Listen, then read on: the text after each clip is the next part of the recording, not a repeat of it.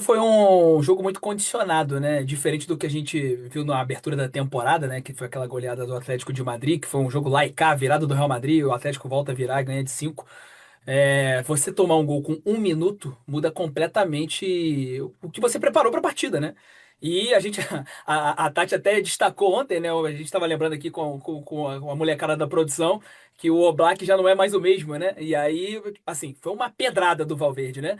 Só que não foi tão no canto assim a Eu tô contigo. ponto.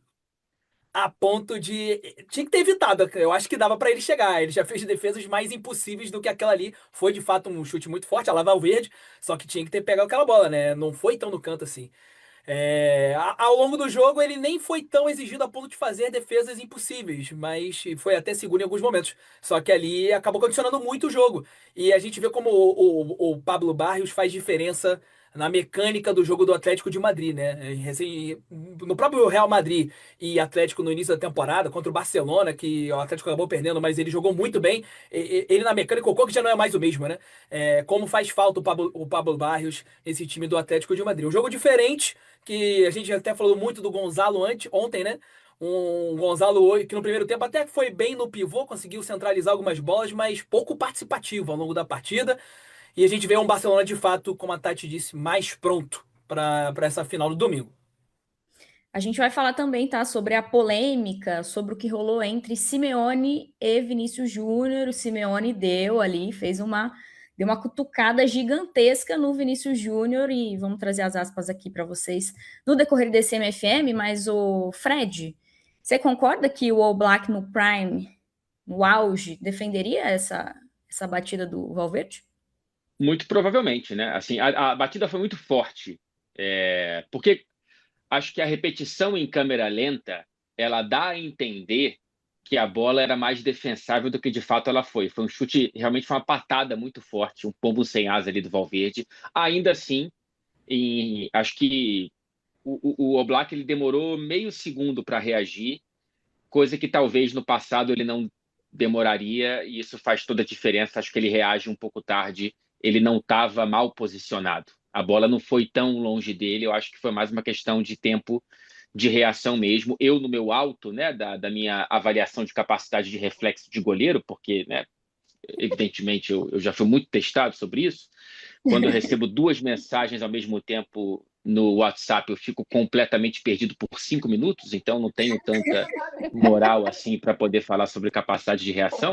Mas quem tem o É, know-how de que já pisou no Old Trafford, né? No gramado do Etihad Stadium, tem toda uma experiência, uma exa expertise. exatamente. Do Maracanã, né? Em todos os três palcos, eu praticamente tirei a sacralidade deles, né? Pelo terror do meu futebol, mas lá eu estive. É, Muita gente dava o Rodrigo como morto, né? Não é jogador para Real Madrid, não é jogador de alto nível. Estão fazendo a mesma coisa com o Vinícius, aliás, nesse momento. É impressionante o quanto que a memória. Eu sei que esses caras precisam provar a praticamente cada jogo, porque eles estão no Real Madrid, na seleção brasileira, e é isso aí mesmo. Né? Se você está no topo, você precisa se manter no topo. Mas reconhecer uma crise, como o Vinícius está passando e como o Rodrigo estava passando, é uma coisa. Outra coisa é você esquecer completamente o que esses caras fizeram e ainda são capazes de fazer com tanto tempo de carreira pela frente. O Rodrigo está de volta. Tá de volta, a gente tá falando, acho que do ressurgimento do Rodrigo. Nos últimos jogos muito bons, voltou a marcar e quase marcou, quase fez o 2-0. O Oblak fez uma excelente defesa também, numa jogada um pouco parecida com a do gol. Então o Oblak, apesar de não estar no prime, também fez diferença nesse jogo para que o Atlético não tivesse mais dificuldade nessa partida. Vamos entender as estatísticas, porque assim, o Atlético demorou para entrar no jogo, o Real Madrid, principalmente no primeiro tempo, ele foi muito bem no contra-ataque, né? Mas no final o Atlético conseguiu criar muito mais chances e finalizou muito mais do que o Real Madrid na partida. 21 finalizações do Atlético contra 8 do Real Madrid, 6 delas do Atlético de Madrid no gol e 4 do Real Madrid no gol. Posse de bola quase 50% ali para cada lado. Mas o interessante é que o lado esquerdo do Real Madrid me parece muito frágil, né, Tati? A grande maioria das jogadas do Atlético, as melhores jogadas, aconteceram do lado esquerdo, inclusive a jogada que sai o cruzamento para o gol do Sorloth. Então, isso mostra que realmente tem ali um problema de marcação no setor defensivo pelo lado esquerdo do Real Madrid. A gente pode olhar ou que o lado esquerdo do Real Madrid não foi bem, ou que o lado direito do Atlético é o melhor desse Atlético de Madrid, né? Onde tá o Llorente e o Juliano, que costumam fazer uma dupla imbatível ali naquele lado direito, se a gente for comparar com o lado esquerdo, que hoje estava com o Ruggeri e o Baena, que até teve bons lances, mas o lado direito do Atlético realmente é o mais complicado. E o lado esquerdo do Real Madrid não soube parar de nenhuma forma, né? E aí a gente pode olhar para o individual, né? O Carreras sofreu contra o Atlético de Madrid no Metropolitano e hoje de novo. A questão do Vinícius, que é um cara que se cobra para ele voltar mais para defender, que se a gente vai olhar até o mapa de calor, hoje o Vini jogou até um pouco mais recuado e estava também compondo. E o Bellingham, que também tem que jogar por ali, que hoje também não fez um bom jogo, né? Então acho que dá para colocar um pouco na conta de cada um. Mas olhando os números, foi um jogo muito pobre ofensivamente do Real Madrid. Assim, um jogo inteiro que o Real Madrid finaliza apenas 8 vezes no gol é muito pouco, né? Assim, se exige do Real Madrid que, ok, tá cheio de problemas defensivos, inclusive terminou o jogo com um meia jogando lateral direita, um volante e um lateral esquerdo sendo zagueiros, porque o Xabi Alonso teve que tirar o Rüdiger e o Asensio, porque os dois estavam com dificuldade. Vamos ver como é que eles vão chegar para o jogo contra o Barcelona. O Real Madrid pode não ter zagueiros para escalar no jogo contra o Barcelona. Mas mesmo assim, com os problemas defensivos, o Real Madrid é um time que se exige que ofensivamente produza muito mais do que tem produzido, né? Hoje eu acho que conseguiu ser efetivo e contou, repito de novo, com o Courtois nos momentos que precisou aparecer, apareceu, para garantir que o Real Madrid saísse com a vitória, mas problemas defensivos, mas também problemas ofensivos para esse Real Madrid, né? É um time que assusta um pouco a gente estar vendo o Real Madrid na metade da temporada, no dia 8 de janeiro, e não tá conseguindo ver um Real Madrid, né? Realmente fica muito difícil entender o que o Xabi Alonso está querendo desse time, porque é um time que realmente não consegue se encontrar. Hoje venceu, mas vamos ver o que vai ser domingo, que o desafio vai ser muito maior. O Fred, essa dificuldade que o Real Madrid teve em relação a criar chances, a finalizar na partida, ela se dá muito por conta da ausência do Mbappé nesse jogo, e o quanto essa ausência do Mbappé e o quanto o Real Madrid sente a ausência do Mbappé é por conta da qualidade do jogador ou por conta do sistema, porque muito se debate que o Xabi ele fez um sistema para o Mbappé fazer os gols, né? Bom, o Mbappé estava no 5-2, né? Do começo da temporada. Eu não acho que explica o todo. Eu imagino que ter a opção do Mbappé faria com que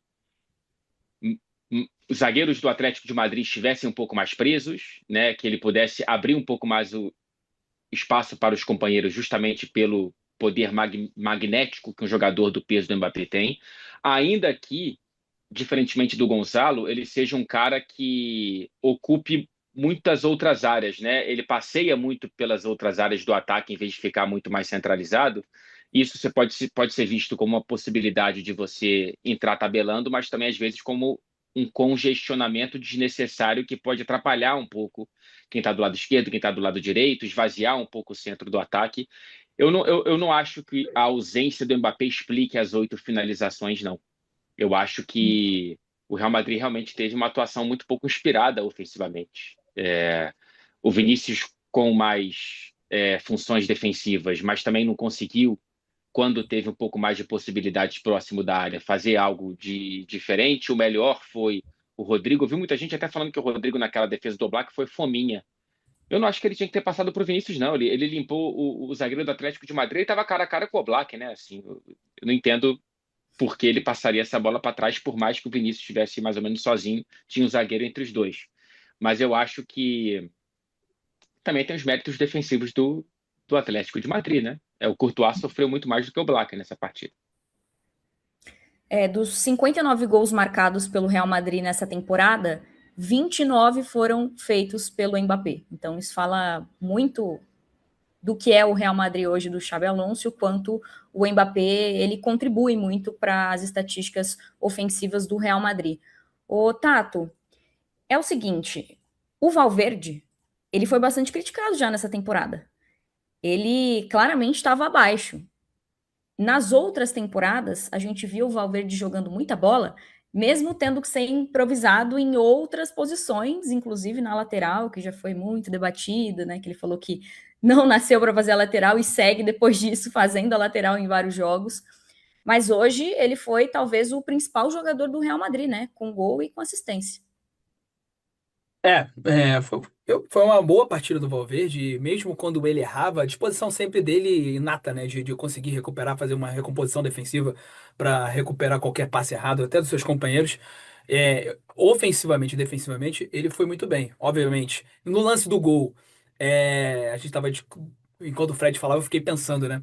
Eu acho que o fato da bola não ter sido tão no canto, ela meio que ficou escondida pela barreira. E aí, quando o tempo de reação do Oblak, quando ela vem, já é um tiro, né? E aí, ó, como ela ficou escondida, como o Oblak talvez tenha tido a visão turva, atrapalhada, escondida pela barreira, quando ele reagiu e a bola já estava em cima, ele não conseguiu reagir a tempo. E no lance do gol do Rodrigo, né? É curioso que quando o Bellingham tá com a bola ainda lá do lado esquerdo, o Bellingham toca, recebe de volta e faz o lançamento. O Valverde tá olhando pro chão, assim, tipo, o jogo não é comigo, tá lá do outro lado. E aí o Bellingham aciona ele, domínio perfeito, e já aciona o Rodrigo com o passe perfeito em que o Rodrigo ataca o espaço. Então, assim, em momentos decisivos ele foi muito bem. Em relação ao jogo, eu acho que, assim, independente de Mbappé em campo, eu acho que o fato do gol ter saído com 1 minuto fez com que o Real mudasse toda a estratégia pensada. Todo o jogo foi condicionado por esse gol no primeiro minuto. É um jogo, pô, semifinal, vai ter um jogo no final de semana, tinha acabado de jogar, voltado do Réveillon. Então, assim, eu preciso continuar atacando, já tô com 1-0 já.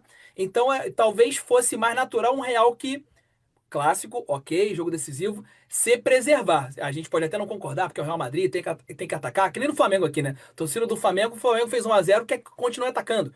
O Palmeiras, se estiver jogando só cruzamento na área, a torcida do Palmeiras vai reclamar se não tiver um jogo mais desenvolvido por conta da qualidade do elenco. Mas eu acho que hoje, especificamente hoje, com 1-0, isso condicionou a maneira do Real Madrid jogar ao longo da partida. Tanto que o segundo gol, esse gol aí, é uma jogada de transição rápida, porque o Real Madrid estava conservador depois desse 1-0, principalmente no segundo tempo. No primeiro tempo, eu achei o Real superior ao Atlético de Madrid. Uhum. Olha, mas independente das questões ali com lesionados, que o Real Madrid já vem sofrendo há o quê? Umas 2 ou 3 temporadas, Tati, que a gente fala Bota sobre. aí umas 4 já, porque faz É bastante bastante. tempo.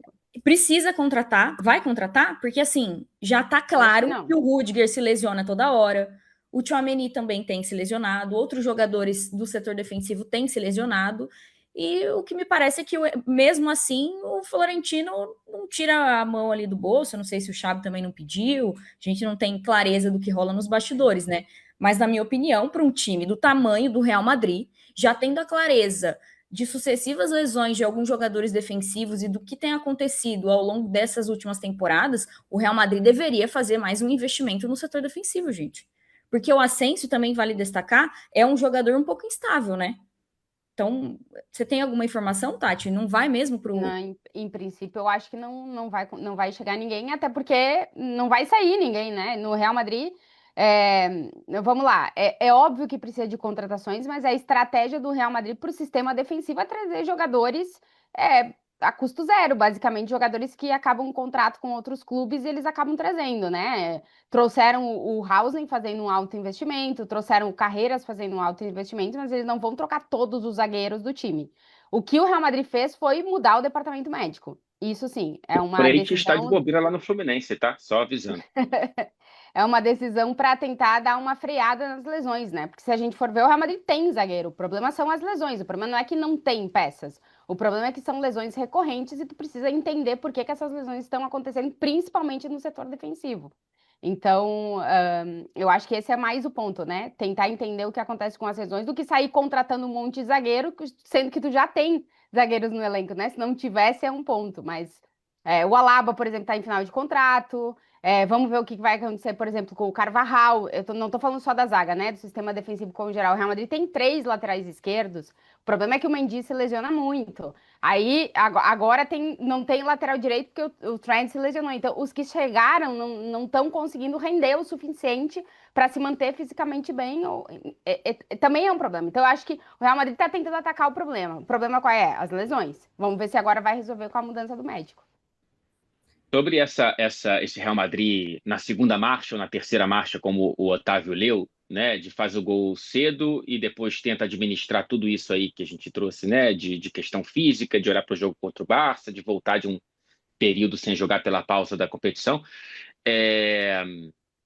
Eu entendo, mas isso mostra muito a falta de autoconfiança também, acho que um pouco do Real Madrid, né? Porque você vê o Real Madrid com a bola no pé, minha sensação é de que depende muito da individualidade.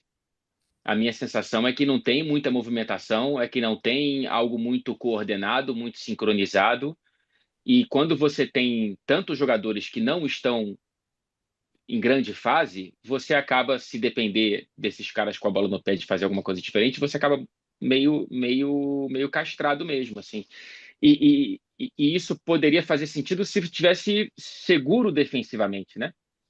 A gente viu as estatísticas. O Real Madrid permitiu 21 finalizações do Atlético de Madrid. Então, assim, se foi pensada essa segunda marcha, essa terceira marcha, foi uma cadência muito arriscada. E de novo o Courtois salvando, né? Isso aí a gente tem uma única certeza quando a gente assiste um jogo do Real Madrid, que o Courtois vai salvar o time em algum momento. Um pouco disso que o Fred estava falando, eu vou um pouco nessa linha, porque a sensação é de que no dia 8 de janeiro a gente deveria estar vendo um Real Madrid mais harmônico dentro de campo, né? Apesar das lesões, porque a ideia do Xabi Alonso é que o time consiga jogar de uma forma específica e que meio que independe o jogador, né? Porque ele veio no início da temporada dizendo que ia fazer rodízio, que ia rotar os jogadores, que ia, né, dar oportunidade para todo mundo. Então, isso quer dizer que ele ia implementar uma forma de jogar que todos pudessem. E a sensação hoje é que a gente não consegue ver isso. E isso é um ponto que preocupa, né? Porque a gente está vendo mais o Real Madrid da temporada passada do que o Real Madrid que o Xabi Alonso vendeu que ele ia conseguir aplicar nesse time, né?